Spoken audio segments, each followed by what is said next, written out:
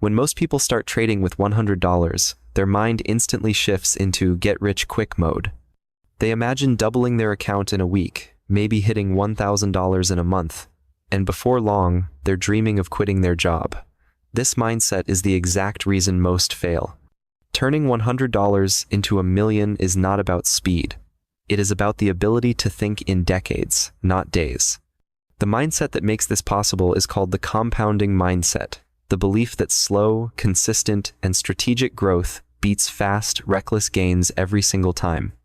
The compounding mindset is rooted in patience, discipline, and long-term vision. It's not glamorous at first.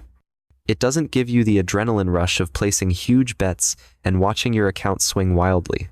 But it's the same mindset that built fortunes in every industry, from Warren Buffett in investing to Jesse Livermore in trading. This is the thinking pattern that forces you to protect your capital, grow it steadily, and never sabotage your own progress. The average trader sees $100 as nothing, something they can afford to lose. The millionaire trader sees $100 as a seed. You don't eat the seed. You plant it, water it, and protect it. If you're constantly digging it up to see if it's growing faster, you'll destroy it. In trading, this means resisting the urge to overtrade, to risk too much, or to jump into random setups because you're bored. The $100 account demands respect, because how you treat the small amount is exactly how you'll treat the big one. Consider this. If you can grow your account by just 5% per week, that's not exciting in the short term. On $100, that's only $5 in profit. Most traders would laugh at that. But over time, the math becomes shocking. At 5% weekly growth, $100 becomes about $10,000 in less than 5 years. And if you can keep the same mindset with bigger capital, the numbers explode into hundreds of thousands and eventually millions. The principle is simple. Growth multiplied over time creates results that seem impossible at first. The problem is, most traders fail to think this way. They want to take their $100 and risk 50% on a single trade, because if they win, they're instantly up $50. What they don't see is that if they lose twice in a row, their account is nearly gone, and their emotions are destroyed. This is where the compounding mindset separates the winners from the losers. Millionaire traders never measure success by one trade or 1 week. They measure it by a series of disciplined actions over months and years. Take the example of Richard Dennis, the famous commodities trader.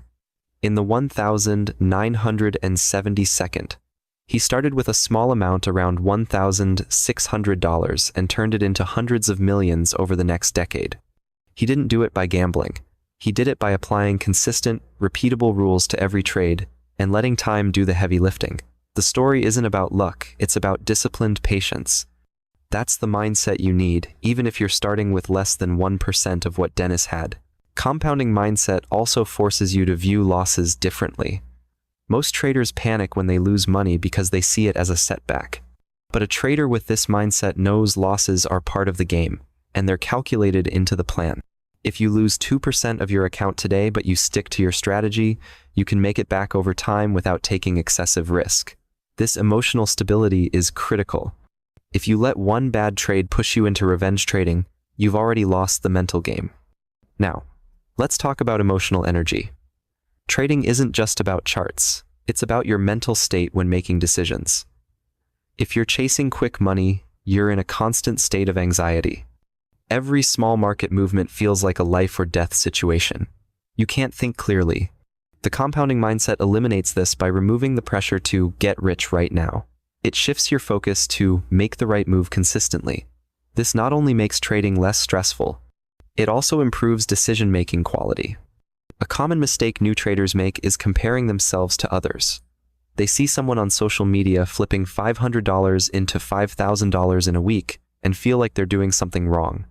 What they don't see is that those traders are often taking massive risks, and many of them blow up their accounts soon after. The compounding mindset ignores the noise. It's about building your own journey, at your own pace, with rules you can stick to no matter what the market does. For example, imagine you have $100 and your goal is to make 3 to 5% per week. You have a solid strategy that gives you 2 to 3 high-quality trades per week, each with a 1 to 2 risk-to-reward ratio. You risk 2% of your account per trade. So on $100, that's $2. If you win, you make $4. This seems small, but after a few months of consistency, your account begins to grow. At $500, you're making $10 per win. At $5,000, you're making $100 per win. The process is the same, only the zeros change. This is the core principle that turns small accounts into large ones without blowing up in the process. There's another hidden benefit to starting small with this mindset. It forces you to master the skill of risk control before you have big money on the line. Too many traders get a sudden influx of capital, maybe from savings or a prop firm, and blow it in weeks because they never learned how to handle small amounts properly. By respecting your $100, you're training yourself to respect $100,000. It's the same game, just a bigger scoreboard. You also need to understand that the compounding mindset is not passive. It doesn't mean you sit back and hope your account magically grows. It means you are actively refining your strategy, learning from mistakes, and adjusting to market conditions, but always within the framework of controlled risk. You're not trying to hit home runs.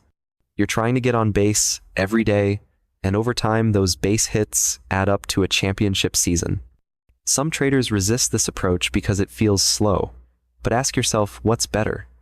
Spending 6 months chasing quick wins, blowing up multiple accounts, and ending up back at zero, or spending those same 6 months building a track record of consistent growth so that when bigger capital comes, when you're ready?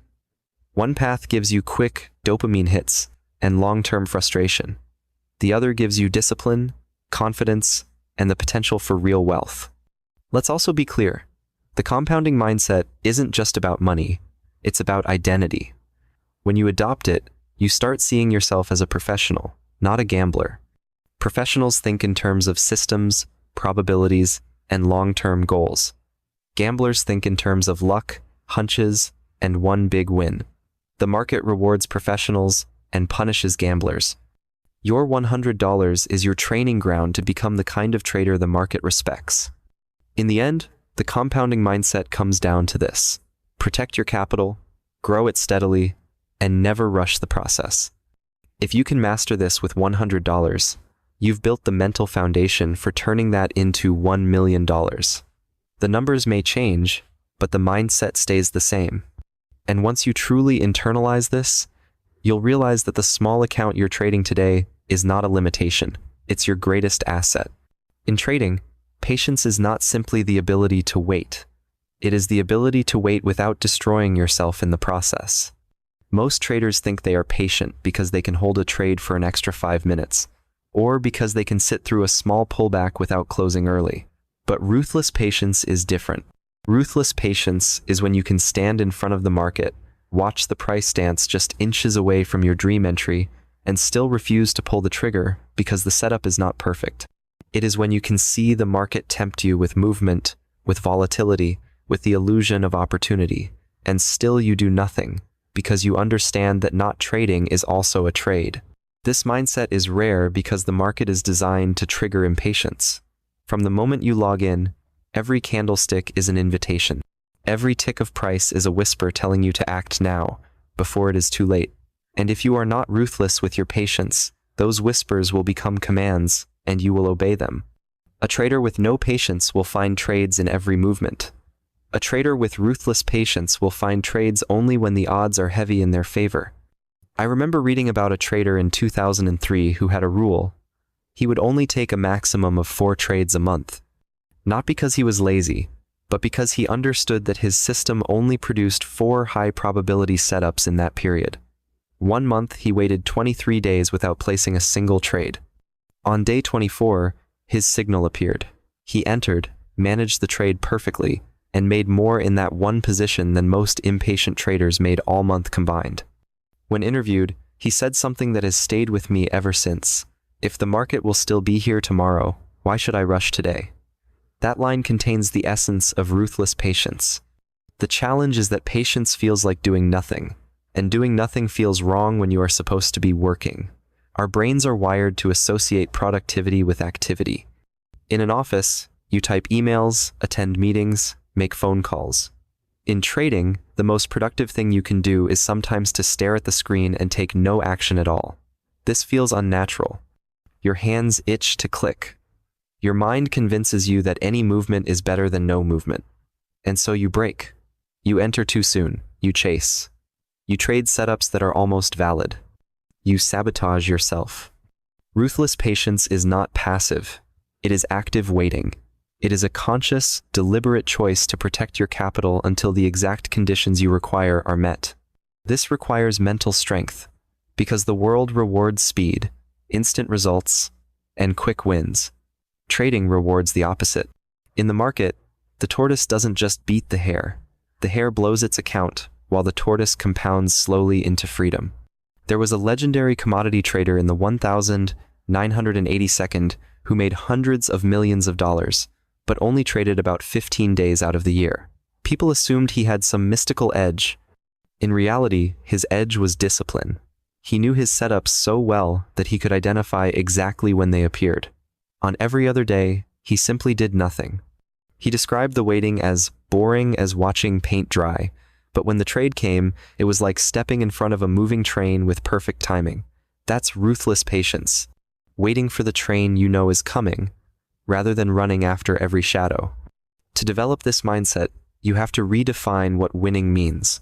Winning is not making money every day. Winning is following your plan every day.